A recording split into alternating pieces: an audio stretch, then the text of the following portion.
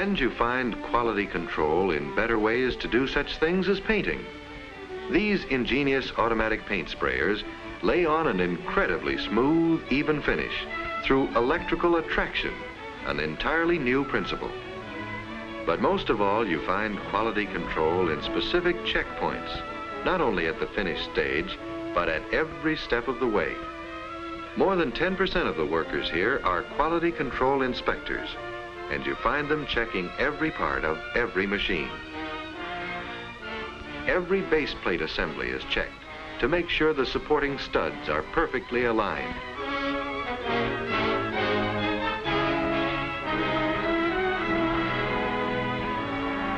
In soundproof, quiet rooms, running tests of all moving parts are made. In this instance, the gear case assembly. Every one is tested before it moves on. The heart of the suds return system is the two-way valve. Every one is checked for possible leaks before it moves on.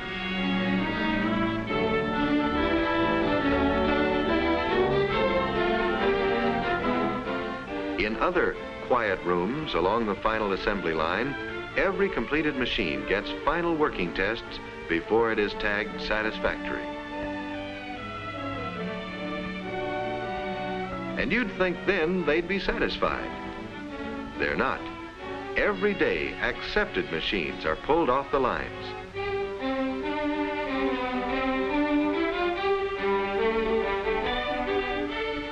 They're given complete and punishing test runs just to make sure again.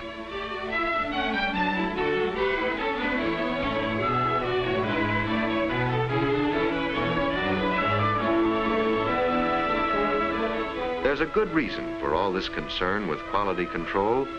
How to maintain the flow of mass production and maintain the highest quality standards at the same time is always a problem. But there is only one answer to the problem here. It is supplied by daily reports of quality control. If they should indicate serious trouble, there is a man here with power enough to say, "Stop the lines."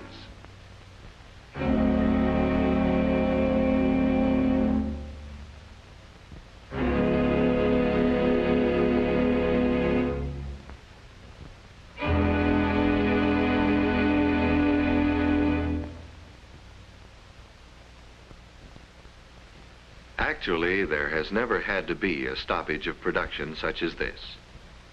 Quality control itself is the safeguard. New methods, better equipment, constant checking keep the rhythm of production on a 24-hour beat.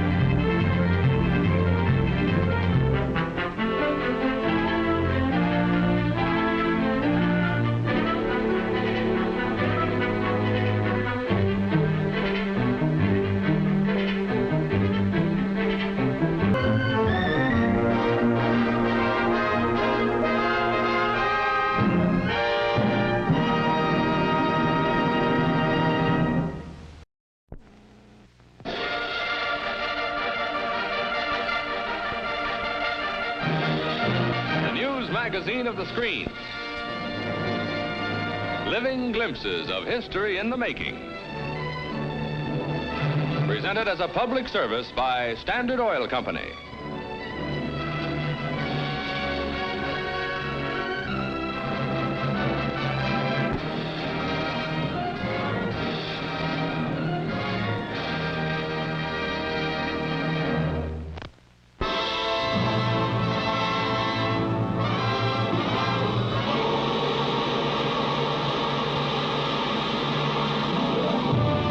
This is battered Budapest under the brutal Russian boot.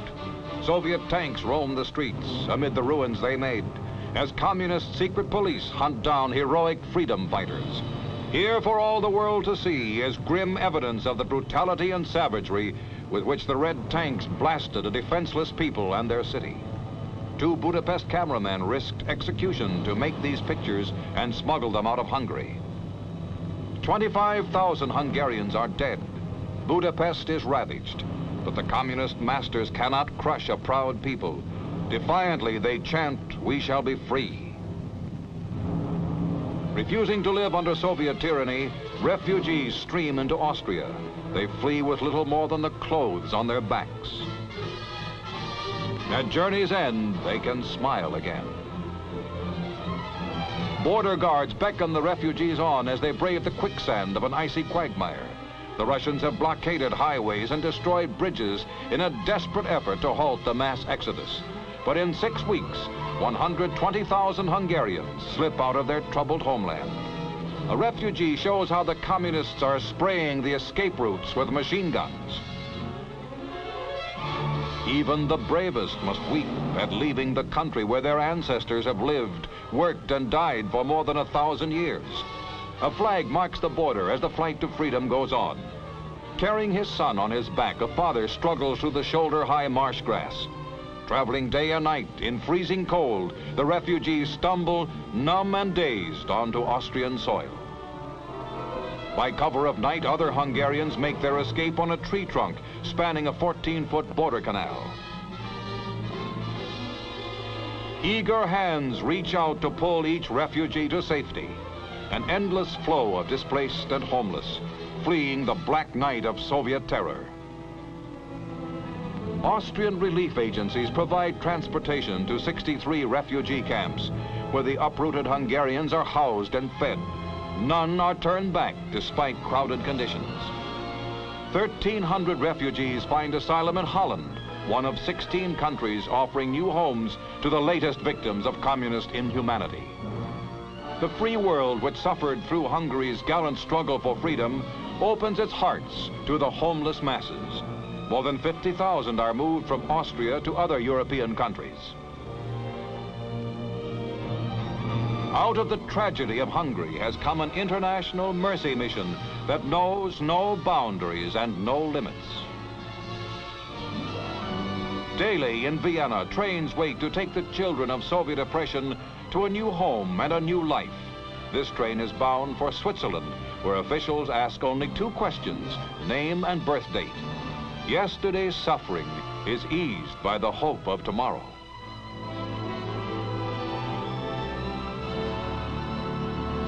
At the American Embassy in Vienna, crowds wait in the streets for admission to the United States. President Eisenhower offers asylum to 21,000, and officials work around the clock to speed them on their way. The first plane load arrives at McGuire Air Force Base in New Jersey. Stepping out into the crisp air of America, the refugees have found the freedom for which their countrymen yearned and fought and died. Offers of homes and jobs, clothing and food await them. By January 1st, all 21,000 refugees will have reached the United States in the biggest air-sea mercy operation in our nation's history. Under the stars and stripes, these Hungarians can work and wait and hope for the day when Hungary will be free. Intend to bury no one, and we do not intend to be buried.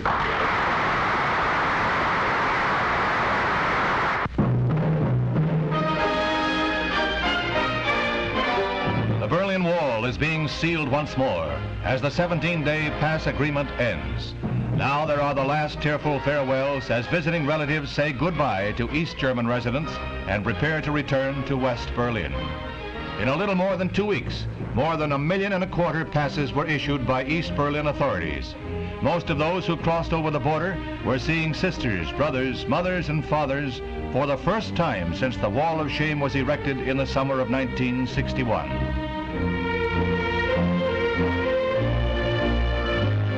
As the midnight deadline approaches, tens of thousands line up to be cleared by communist authorities to return to their homes.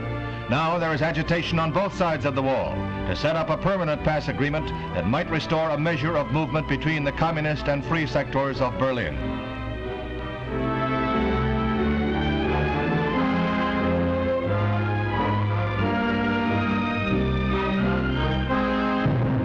But then the barriers go up, and Berlin once more becomes a city split by the hated wall. There were many political implications in the East German gesture, but the people were more concerned with the happy reunions that were made possible. It is worthy of note that not one West Berliner expressed any desire to defect to communist rule in East Berlin.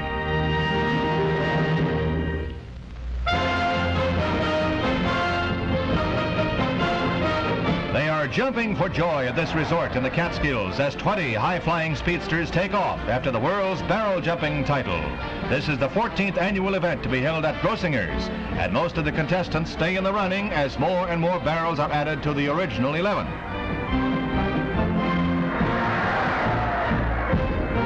Now there are 16 in line, and that means a jump of at least 28 feet to clear them all.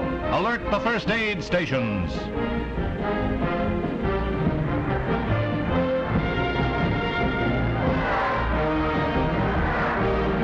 Gilles Leclerc of Montreal does pretty well, but his second jump is short, and the Canadian settles for second place. 16 is an unlucky number for most of the contestants. Gerald Lecour of Quebec City counts himself out. That leaves it up to Kenneth LaBelle, defending champion from Lake Placid, New York. His theme is, roll out the barrels, I'm hot today. He's the only one to clear the 16 obstacles, and he takes the trophy home for another year.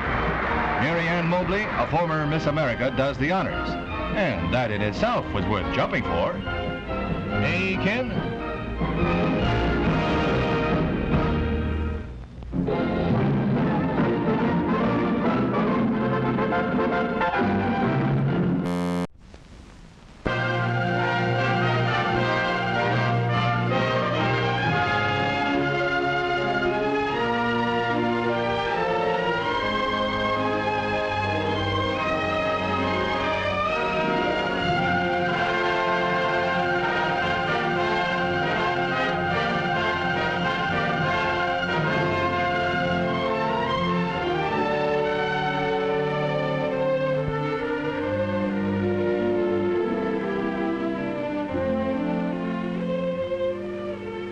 Just about every time I look at my son, Bill, I thank God he's an American. Whether he's working or playing, I thank heaven that we live right here in Coon Valley. I'd hate to have a son of mine growing up in some land where there's mighty little food and still less freedom. That's why I want Bill to realize just how lucky he is to be an American. And I want him to learn what this land of ours is like. This beautiful, breathtaking America.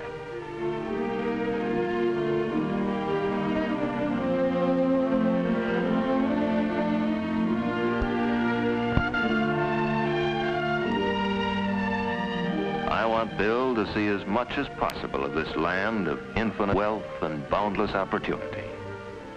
But I want him to know that there is also another America. The America of gutted hills and ravished valleys, of worn-out land and muddied rivers, rivers choked with topsoil from misused hillsides, rivers that yearly burst their bounds and wreak havoc on the lowlands because of crimes committed on the uplands. Also, they tell me, learned about overgrazing the hard way. Not long ago, Grafton was a pleasant settlement whose people cultivated fertile fields along the banks of the Virgin River that flowed pure and clean out of the mountains. Today, Grafton is a ghost town. On the uplands above Grafton, there was good grass 50 years ago. But stockmen ran too many cattle and sheep on these uplands, so now good grass grows only in spots too rocky and too steep for cattle or sheep to reach. The rest of the range produces only the poorest of grass. Now it takes nearly 200 acres to support a cow. 50 years ago, it took 20. Now, when a deluge hits, there is no vegetation to soak up the rainfall, so the water goes downhill with a rush, tearing at the land, ripping out great gullies, carrying away thousands of tons of good soil.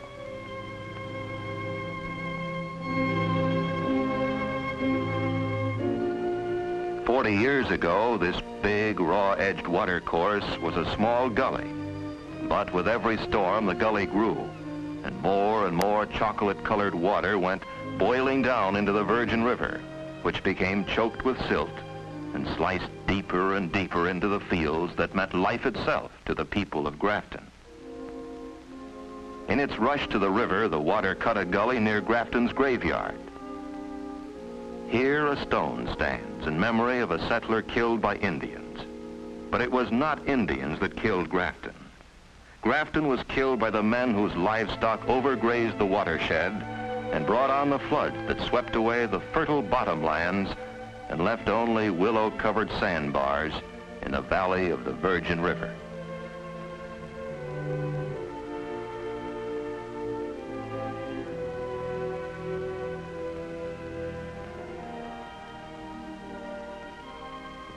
Under a protective covering of trees or grass lay our soil, the richest of our resources. It was spread over the face of the land in a thin layer laid down by centuries of the growth and decay of trees and plants and grasses. While it was covered with vegetation, the soil was safe from destruction or damage, ready to produce food for the nation in vast abundance, so long as the soil was treated with wisdom and skill.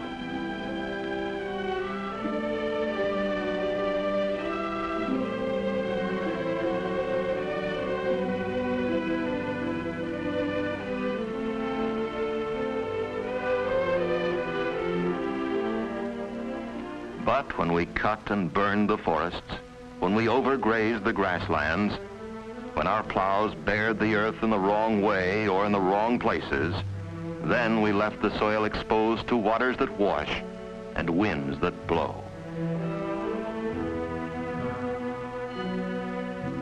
Water is a force so powerful that even on gentle slopes, it can leave the stones but carry soil down the furrows to the lowest parts of the field.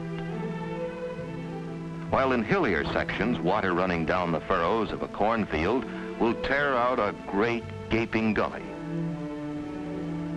Once a gully starts, it keeps on growing unless brought under control by structures or by the restoration of protective covering. One of the finest of coverings, being used more and more for erosion control, is porch vine or kudzu. In the south, this vine, which is good feed for cows, grows vigorously and spreads rapidly.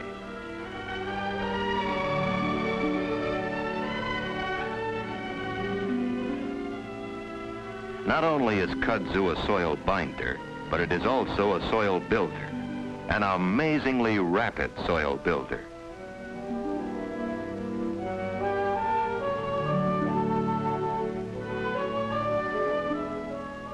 In a field planted up and down a slope, every furrow is a gutter to hasten water downhill. But when worked across the slope, each furrow is a little check dam that slows the downward passage of water and gives it a chance to sink into the earth. Planting slopes in strips helps still more to break the rush of water, especially if strips of some cover crop like alfalfa are alternated with strips of less well-covered soil. Of course, the ideal way to control water is to lay a field out in contours and plow across the slope rather than... And it's a wonder somebody didn't get killed. Sometimes noise wasn't enough. Sometimes it was kid stuff, such as painting the school initials in places where they had no business to be. If we'd had any sense, we'd have known all this carrying on was a discredit to the school. And then let's see. Yes, it was still my freshman year. We had a pep assembly. It wasn't an unusual assembly. Some band music and some yells, and the members of the team talking to the student body. But, well, I remember what Bob Corby said when it was his turn. And now we'll have a few words from our team captain, Bob Corby. I'm not much of a speaker, so I guess about all I can do is tell you what I think and how the boys on the team feel about some things. The first thing I think is if we took a vote right here and now, well, it'd probably be unanimous in favor of the basketball team not making speeches in assembly. But no kidding. You probably don't realize it, and I don't know just how to say it. But all of you out there mean more to the basketball team than any one of us who play on it. We spend a lot of time practicing and a lot of time learning the plays. And sometimes, well, we get to thinking we're pretty good. But when the day of the game rolls around, well, our insides get shaky. And we begin to wonder if we're really going to be any competition for the other team. If it weren't for all of you and the way you feel about Lawrence High School, we'd be just another basketball team. You can feel that spirit right now, right here in this assembly. We're all for Lawrence. We're all for the team. We want to try to do well and try to win everything that the school does. And with that kind of spirit, I don't see how we can lose.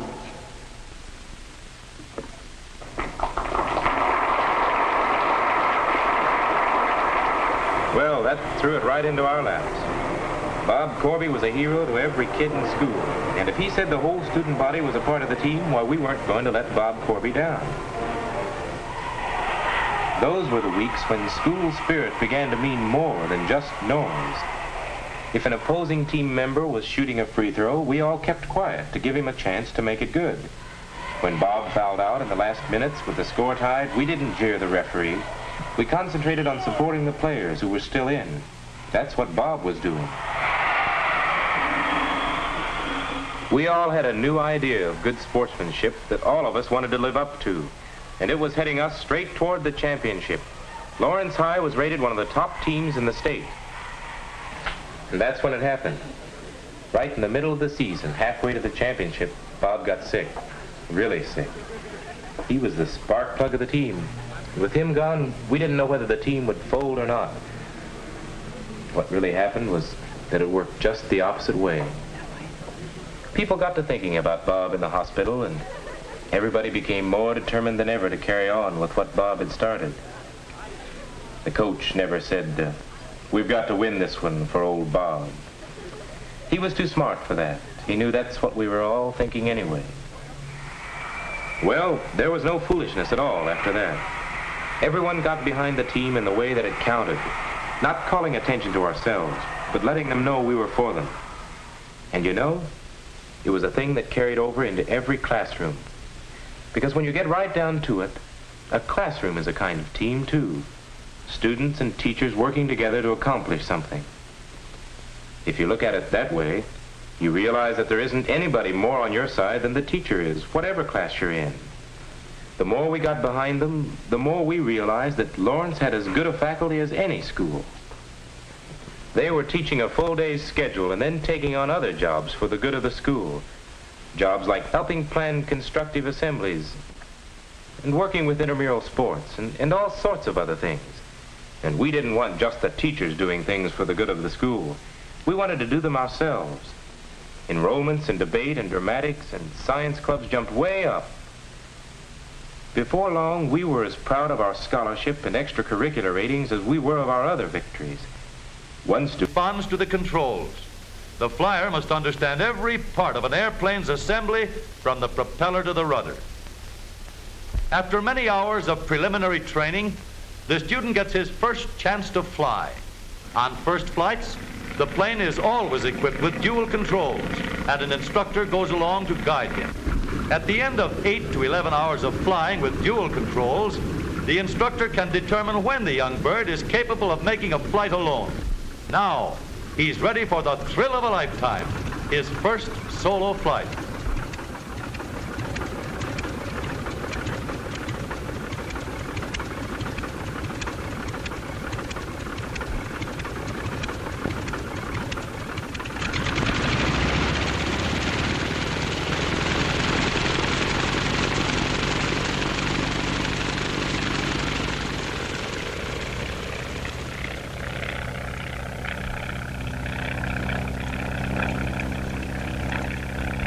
Far away from the rest of the squadron, the student gets the feel of the sky with the greatest possible safety. There's a perfect three-point landing to his credit. Couldn't be better. Months more of practice, and the young flyer has earned the right to fly one of the Army's famous P-26A pursuit planes, the harnessed Hornet of the air. Now he's a top-notch pilot, and flying is easy because he knows his plane and how to control it for safety.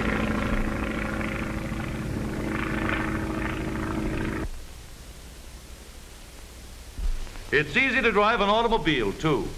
But here again, the greatest factor in safety is a knowledge of what you are driving and how it can be controlled. Anybody can start a car, whether he knows anything about power and brakes or not. It's easy to push down accelerators, release clutch pedals. It's easy to shift the silent synchro mesh gears. And it's easy to stop the car with perfected hydraulic brakes. But like the expert flyer, the driver of a modern, high-powered motor car should know all he can learn about automobiles. The beginner should have an understanding of his automobile before he ever attempts to drive in traffic. Every driver should know the traffic rules so well that he will automatically obey them and drive safely all the time. Every car has its instruction book. The driver should study it and learn all he can about how his car works and how to take care of it. He should have several hours of instruction at the controls. And finally, the first solo, out where there's plenty of room for him to practice.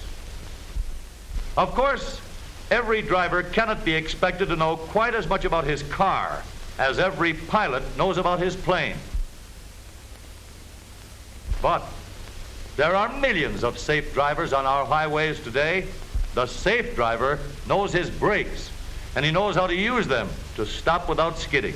The safe driver knows his transmission and how to start on slippery roads without spinning the wheels. The safe driver knows the braking power of his engine and how to save his brakes on hills. Driving safely is easy when you know how.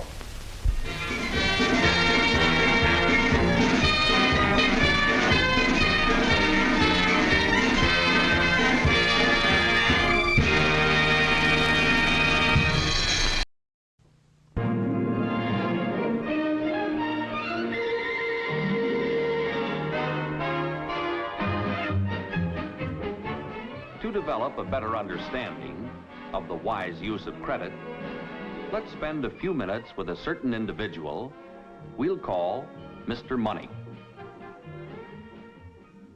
Hello, I'm Mr. Money. People can't seem to get along without me as cash or credit. Everybody knows there are many forms of credit available to consumers everywhere in our country. These young men and women are high school students preparing themselves for a successful and happy life. John Nelson will be graduating this year. Judy Naylor is a junior. John and Judy are friends of mine. They drop in to see me from time to time, and we have some interesting discussions. Let's borrow them for a while. Well, here we are again. Yeah. Workers fight the flood at every point.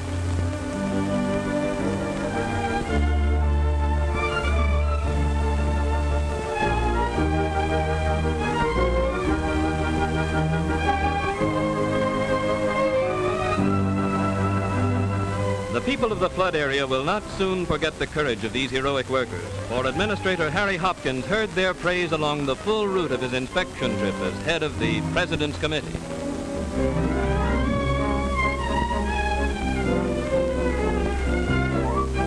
As the waters subside after the work of rescue is completed, comes a new battle against the threat of disease. The wreckage and debris left by the flood must be quickly removed.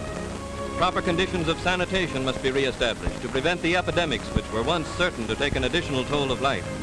And so, from the first moment of danger to the day when life again takes up its even flow, the Works program offers aid to those who need it most.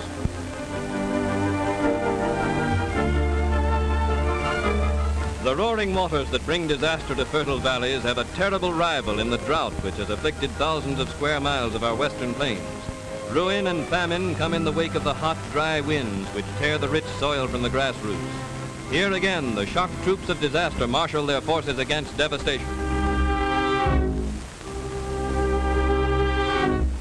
Dust, once the valuable topsoil of the farm country, is now carried in whirling clouds, choking and blinding people and livestock, rolling on higher, wider, and blacker until the land itself, upon which everything else depends, the land it took nature 100 years to the inch to build up, is blowing away.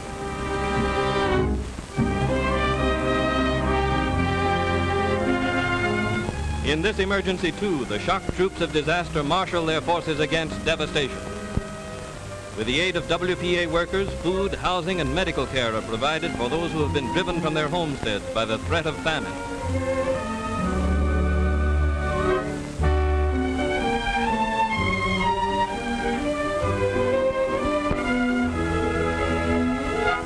There is great immediate danger from inflammation of eyes, throats, and lungs tortured by dust. Expert clinical care for children and adults is provided to minimize the danger to life and health.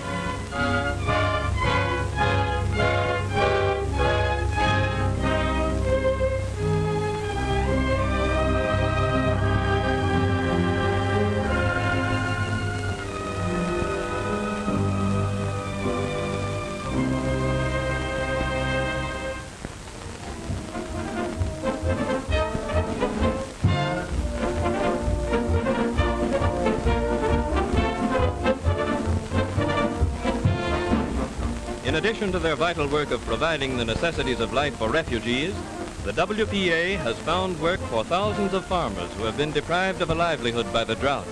These men are working on projects important to the afflicted area, such as roads and fire lanes. To them, this work provides a means of carrying on in the face of the hardships inflicted by nature.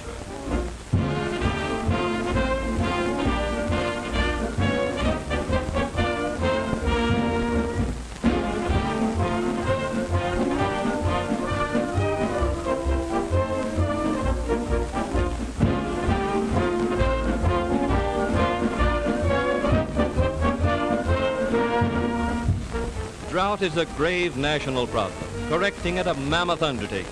As a step in this direction, relief workers are engaged in the construction of many dams to conserve future rainfalls.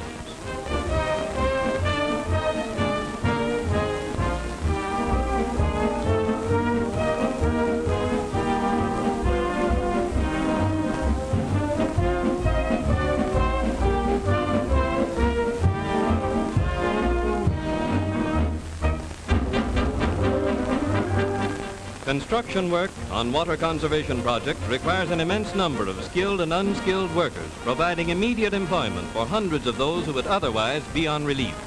Those who suffered because of the drought are now employed on projects designed for their own future benefit. Thus, the Works program answers the need of both the individual and the community.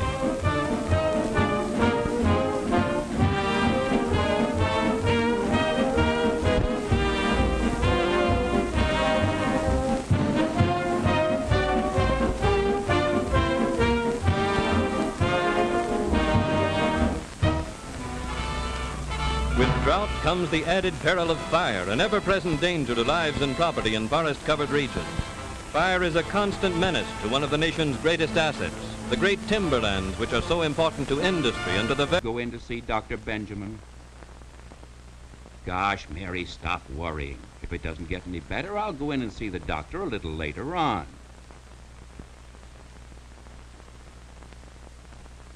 And here we are, just a little later on, weeks later on, weeks more of delay.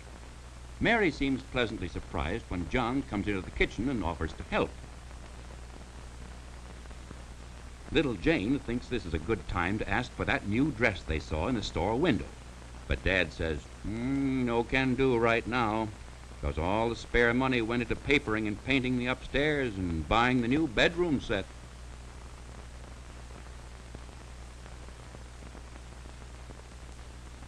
Lately, John seems a little subdued. Perhaps it's because that sore is getting worse. And besides, he's noticed another sore or lump in his neck. Well, even a devoted wife can stand just so much, and then she simply must let off steam. Listen here, John Doe. There'll be no more dilly-dallying around. Tomorrow, rain or shine, you're going to see Dr. Benjamin. You've delayed entirely too long already in finding out what this is all about.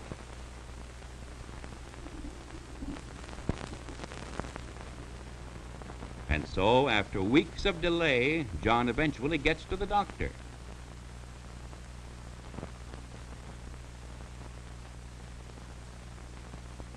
Says the doctor, without much question, that is cancer of the lip, and markedly advanced, too. It's off to the hospital for you, John, while I have an examination made under the microscope on part of this sore. There's no delay now, but it seems to be too late. The doctor has to tell Mary that had John come in to see him earlier, he would have had a 95% chance of being cured. But now, after all the delay, he can't offer much encouragement. However, he'll do the very best he can.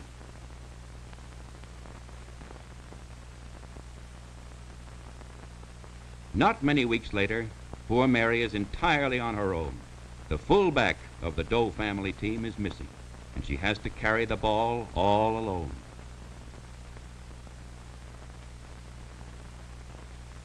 Oh, she got a job all right. Bob helps take care of Jane, but it's not the same with John not there. If he'd only known the danger signals that might mean cancer and had acted on them, how different things might have been. Speaking of danger signals, let's return to our switchman. When he really knows his danger signals, when he acts promptly to protect lives and throws the switch for a clear track ahead to health and happiness. Let's look in on the Doe family again and see what happens when John recognizes the warning signal and acts at once. Remember that first night when Bob and Mary spoke about the small sore on his lip? Remember how he said, "Oh, forget it, skip it." Remember how, through lack of knowledge, indecision, and delay, he wrecked the whole Doe train?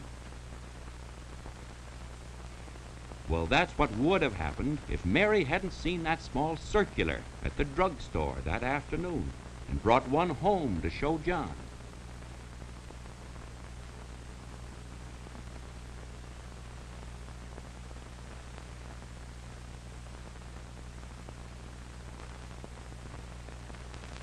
Well, what do you know, exclaims John as he reads the circular and calms down a bit. Maybe you're right. Perhaps I'd better drop in on Dr. Benjamin just to be on the safe side. And while we're on the subject, Mary, you'd better come in along, too, for a checkup. Get the doctor on the phone. Find out if he can arrange to see us in the morning.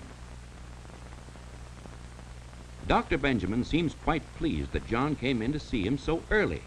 You see, it's half of practicing medicine to be able to see people early, when something can be done.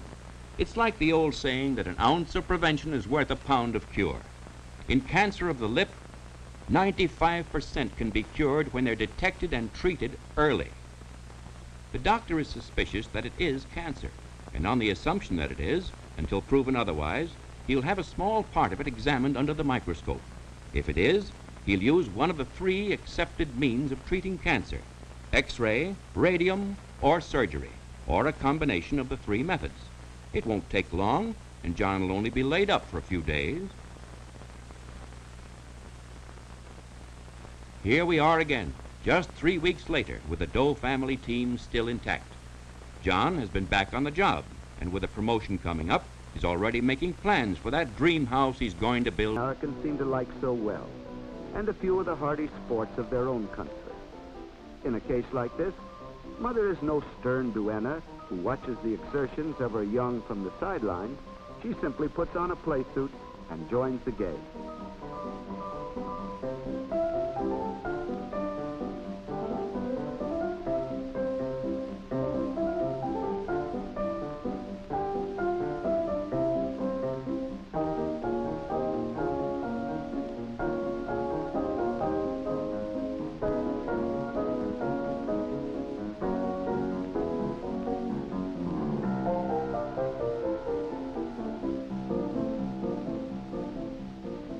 Grandfather deserts his accustomed dignity long enough to beat the rest of the family at that fine old bowling game called bocce. This game has a long and honorable history among the people of the Pyrenees.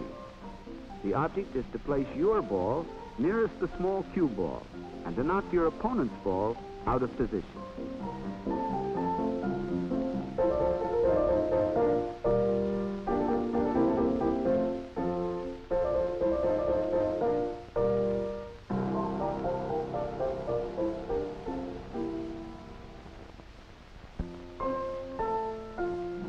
When the young Uruguayan has reached college age, he has acquired something of the classic poise and romanticism of the true young Latin. But the progressive tendencies of his early education follow him still. Patio replaces the campus in Latin American universities. There are no dormitories or fraternity houses, so the students gather here for gossip, study, and the political arguments for which they are famous. The University of Montevideo is a remarkably practical institution, for it was planned many years ago to turn out graduates, women as well as men, prepared to follow practical professions.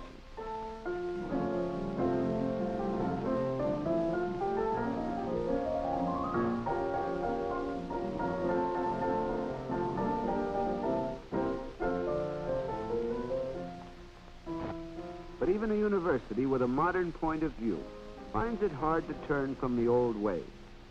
This class in logic, a subject virtually ignored by colleges in the United States today, is discussing for all the world, like a student group in medieval Europe, the delicate concept of good and evil. These young people love good talk, and this co-ed cares terribly about finding the one right word with which to vanquish her argumentative professor.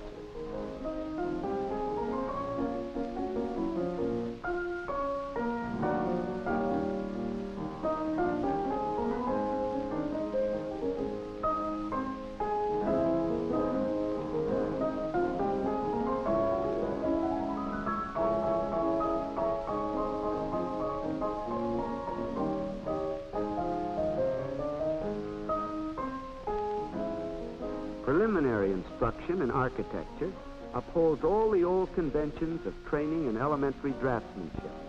But this school is so widely known for its emphasis on modern architecture that it draws students from all over South America.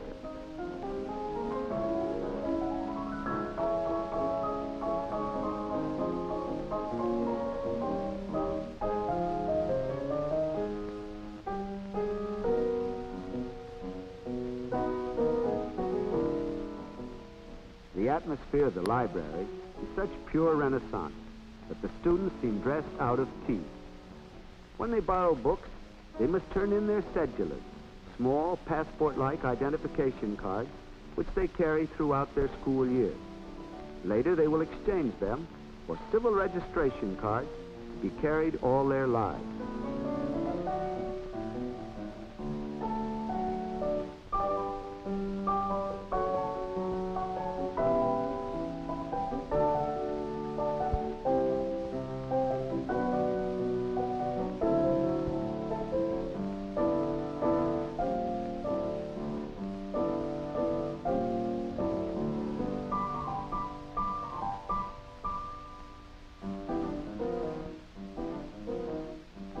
After school, young Uruguay goes to someone's house to dance.